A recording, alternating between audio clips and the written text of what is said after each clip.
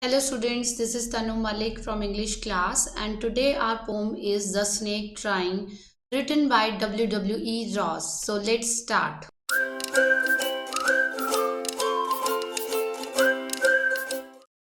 Let's read about the poet W. Ross. He was a Canadian poet and geophysicist. Geophysicist means who studies natural science. He was also the first published poet of Canada who wrote Imagist and Surrealist verse. Imagist and Surrealist were literary movements of 20th century. In these literary movements, poets wrote about something complex and illogical. And because of this, he was called the first modern Canadian poet. Next is theme. So in the theme, the poet tells us about that there is a deep relation between man and nature. Both of them are connected. Here narrator offers us two possible ways. Narrator हमें दो तरीके बताता है कि कैसे हम अपने आप को नेचुरल वर्ल्ड के साथ कनेक्ट रख सकते हैं. First is we can admire the beauty and grace of snake. In this poem, the snake is small and green in color, but it is not dangerous. It is harmless. So poet says we should admire the beauty of the snake, and it is not even harmful for children. So we can stand by and appreciate. हम जो snake है उसको appreciate कर सकते हैं because it is not at all dangerous. And second way is we should eliminate the cause of fear of snake. हम snake से डरते क्यों हैं? क्या सभी snakes एक जैसे हैं? क्या सभी हमें bite कर लेंगे? No, it is a creation of God. Some snakes are dangerous but not everyone. So in this poem, the snake itself is a victim. We should realize its pain. First stanza. In this stanza poet हमें बताते हैं कि हमारा nature क्या बन चुका है snacks के लिए. जब भी हम किसी स्नेक को देखते हैं तो हमें उससे बहुत डर लगता है और हमें लगता है this is a symbol of death.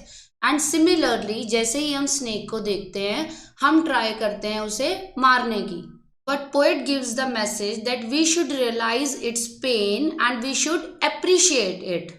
The snake trying to escape the pursuing stick with sudden curvings of thin long body, how beautiful and graceful are his shapes.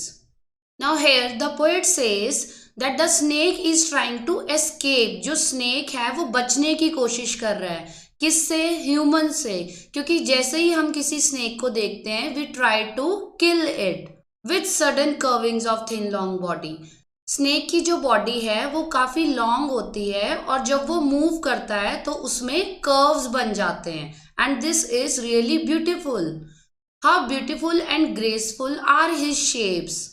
Now here the poet emphasise to really appreciate the body of the snake because this is also a beautiful creation of God. Here the poet shows the pain and anxiety of the snake because he is harmless but still humans are trying to kill it. He glides through the water away from the stroke. Oh, let him go over the water into the reeds to hide without hurt. Small and green he is, harmless even to children. So as soon as we see a snake, we try to kill it with different ways. Sometimes जैसे ही हमारे सामने आया या तो हम पत्थर मारने की कोशिश करते हैं कि वो भाग जाए या फिर हम डंडे से उसे मारने की कोशिश करते हैं. एंड दैट टाइम जो स्नेक है वो बच के निकलने की कोशिश करता है. ही ग्लाइड्स थ्रू द वाटर. अगर उसके सामने पानी है तो वो उसके अंदर से ग्लाइड मीन्स स्मूथ मूवमेंट के साथ वाटर से निकल जाएगा. Oh let him go. Now here the poet realises how painful it is for the snake. So poet says let him go into the reeds. Into the reeds means tall grass जहाँ पे जो snake है वो छुपना चाहता है. The snake is small and green in color and harmless to children. वो किसी भी छोटे बच्चे को भी कोई नुकसान नहीं पहुंचाएगा. So we should not harm the snake. But no, how do we react? We always try to kill it because it is in our mind that it is dangerous and deadly. Now the poet shows The condition of the poor snake and how it reacts when humans chased it. Along the sand he lay until observed and chased away, and now he vanishes in the ripples among the green slim reeds. Now what is the condition of the snake? जब तक उसे कोई देखता नहीं है या कोई उसके पीछे नहीं पड़ जाता, तब तक जो स्नेक है वो सैंड में छुपा रहता है, वो किसी को कुछ नहीं कहता. बट जैसे ही ह्यूमन बीइंग्स उसको नोटिस कर लेते हैं या ऑब्जर्व कर लेते हैं, ही वैनिशेस मीन्स वो गायब हो जाता है. And he moves like ripples means जैसे सी में छोटी छोटी वेव्स होती हैं. तो जब स्नेक डर के भाग जाता है तो वो वेव्स की तरह मूवमेंट करता हुआ बुशेस में जाकर छुप जाता है. ग्रीन स्लिम रीड्स मीन्स जो पानी के आसपास लंबी लंबी झाड़ियां होती हैं, tall grasses. So this is the end of the poem. So poet ने हमें क्या बताया? That this snake is not at all harmful, so we should appreciate it. Poet gives a beautiful message. जैसे हाथ की पांचों उंगलियां एक जैसी नहीं होती, इसी तरह सभी स्नेक्स भी डेंजरस नहीं होते. This is a beautiful creation of God. हमें बिना किसी बात के किसी भी स्नेक को मारना नहीं चाहिए. अगर स्नेक हमारे आसपास से निकल रहा है तो ज़रूरी नहीं है कि वो हमें ही बाइट करने आया है. हो सकता है उसे भूख लगी हो या प्यास लगी हो, और हो सकता है कि वो उस रास्ते से निकल रहा हो, लेकिन इसका मतलब ये नहीं है कि हम उसे मारना स्टार्ट कर दें, कभी पत्थर से, कभी स्टिक्स से, और कुछ लोग तो तेजाब भी डाल देते हैं स्नेक्स के ऊपर. This is really shameful. Next is poetic devices. This poem is written in free verse, means it doesn't have any rhyme scheme. Next is transferred epithet. Transferred epithet एक ऐसी poetic device है जिसमें जो adjective use किया जाता है वो भी noun बन जाता है. कैसे? Now here are two words, pursuing, stick. Stick itself is a noun, लेकिन इसके साथ जो adjective use किया गया है pursuing, वो भी noun बन गया. कैसे? यहाँ पर परसुइंग का मतलब है जिस पर्सन ने उस स्टिक को उठाया हुआ है. सो यहाँ परसुइंग को ह्यूमन बीइंग के लिए यूज किया है, नॉट फॉर स्टिक. सो ये जो एडजेक्टिव है ये नाउन बन गया. This is transferred epithet. Next is alliteration. Now alliteration means a poetic device in which there is repetition of sounds or letters. So here the repetition is of H sound. He is harmless. So H and H is repeated twice. So this is alliteration. Next is imagery.